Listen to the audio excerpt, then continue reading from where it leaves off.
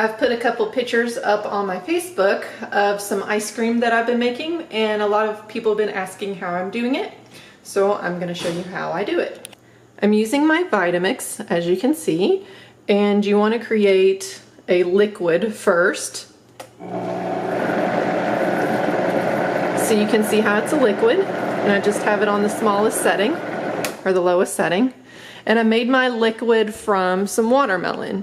Or you can just take fruit with a teeny tiny bit of water that's not frozen and make your liquid. And I feel like doing this first, it makes it sweeter than putting water in it. And then I add my frozen fruit. I put pineapple in first to make sure that it's nice and sweet. And then I'm gonna put some mangoes in it.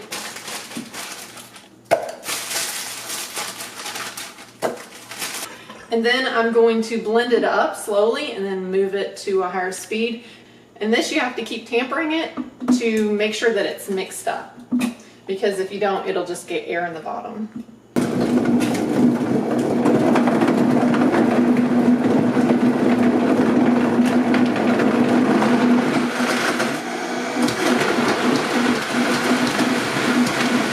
I'm going to add some more fruit because it's not really ice creamy. I put a lot of watermelon juice in there, so I'm going to thicken it up.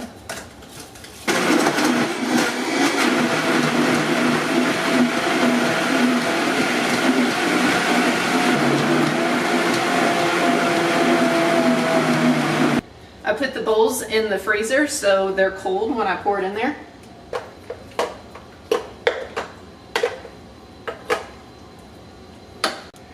And then you can cut a banana and put it on top, or put some blueberries or granola or whatever fruit you like. I think bananas are pretty cheap, so I like to use those, plus they're really sweet. And then that's it. That's your finished product.